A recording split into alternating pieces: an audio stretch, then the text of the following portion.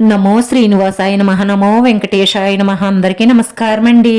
ప్రతిరోజు రాశి ఫలితాలు తెలుసుకోవడానికి ఇంకా మన ఛానల్ సబ్స్క్రైబ్ చేసుకోకపోతే ప్లీజ్ సబ్స్క్రైబ్ చేసుకోండి. లైక్ చేసి మీ పూర్తి సపోర్ట్ మన శ్రీనివాస ఛానల్ కి ఇవ్వండి.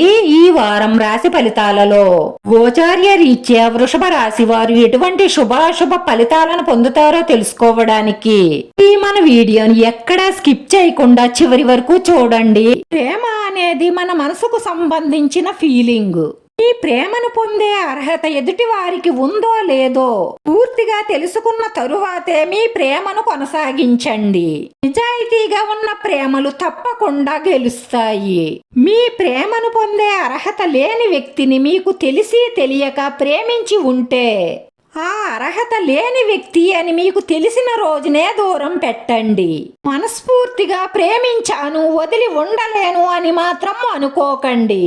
అలా అనుకొని వారితో కొనసాగితే మీ జీవితమే తారుమారవుతుంది. అందుకే మీకు కరెక్ట్ కాదు అన్న రోజే వారిని కట్ చెయ్యండి. కొన్నాళ్ళు బాధపడతారు, తరువాత మర్చిపోయి మీ జీవితాన్ని మీరు హ్యాపీగా గడుపుతారు. చిన్నప్పటి నుంచి మీ అమ్మా నాన్న మీకు ఏం కావాలో తెలుసుకొని అన్నీ ఇచ్చినప్పుడు పెళ్లి విషయంలో మాత్రం ఎందుకు మీకు తొందరపాటు నిర్ణయాలు?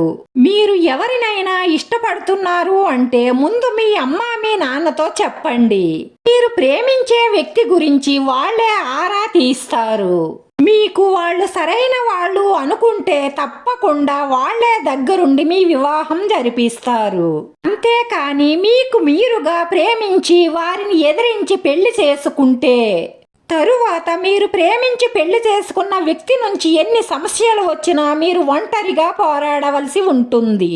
అదే పెద్దలు దగ్గర ఉండి చేస్తే మీకు ఎటువంటి కష్టం వచ్చినా మీ పెద్దలు తోడుగా నిలుస్తారు. తల్లిదండ్రులను మోసం చేస్తే మిమ్మల్ని మీరే మోసం చేసుకున్న వాళ్ళు అవుతారు.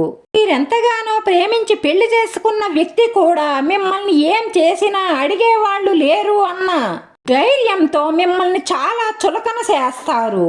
యువతీ యువకులు బాగా ఆలోచించండి. అక్రమ సంబంధాలతో కొట్టుకుపోకుండా పవిత్రమైన ప్రేమను కాపాడండి. కుటుంబ వ్యవస్థను నిలబెట్టండి. స్త్రీ మీతో ప్రేమాయణం సాగిస్తూనే మరొకరితో సంబంధం పెట్టుకుంటుంది. మీరు కూడా అలాంటి వ్యక్తే అయితే మీరు దాన్ని ఈజీగానే తీసుకోగలుగుతారు. కానీ సిన్సియర్ గా లవ్ చేసే అబ్బాయిలైతే ఇలాంటి వాటిని తట్టుకోలేక డిప్రెషన్ లోకి వెళ్తారు. ఈ కాలంలో ఎక్కువగా స్త్రీ పురుష వ్యామోహాల్లోనే పడి కొట్టుకుంటున్నారు. అందుకే మంచి అబ్బాయిలు మంచి అమ్మాయిలు కూడా చాలా చాలా జాగ్రత్తగా ఆలోచించండి.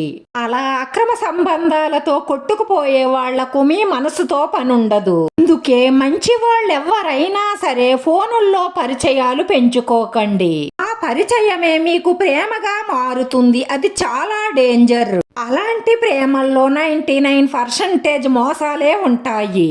మీరు అవతలి వారి గురించి సరిగ్గా తెలుసుకోకుండా ప్రేమలో పడితే అది మీకు ఎప్పటికైనా ప్రమాదమే. ప్రేమ అనేది చాలా పవిత్రమైన మాట. దానికి అక్రమ సంబంధాలను ముడిపెట్టకండి. స్త్రీ పురుషులిద్దరూ గుర్తు పెట్టుకోవలసిన విషయం ఏమిటి అంటే పెళ్ళయ్యాక శారీరక సంబంధం చాలా పవిత్రమైనది. అది సృష్టి ధర్మం. దయచేసి దాన్ని అపవిత్రం చెయ్యకండి. అక్రమ సంబంధాలు పెట్టుకున్న వాళ్ళెవ్వరైనా సరే ఫ్యూచర్ లో ఎప్పుడో ఒకప్పుడు మీరు చేసిన పాపానికి ఫలితాన్ని అనుభవించక తప్పదు. మన భారతదేశానికి ఉన్న పవిత్రతను దయచేసి అపవిత్రం చెయ్యకండి. రాశివారి పరిహారంలో మీ ఇష్ట దైవాన్ని మనస్ఫూర్తిగా ఎల్లవేళలా తెలుసుకోవడం వల్ల మీ మనసులో ఉన్న మంచి సంకల్పాలన్నీ నెరవేరతాయి. మానసిక ప్రశాంతత లభిస్తుంది. వీడియో నచ్చితే లైక్ చేయండి, షేర్ చేయండి. మీ లైక్ మాకు ఎంతో విలువైంది. మీరు లైక్ చేయడం వల్ల ఈ వీడియో కొంతమందికి చేరుతుంది. మన శ్రీనివాస ఛానల్ ఆదరించండి. అందరికీ ధన్యవాదాలండి. నమో వెంకటేశాయ నమః.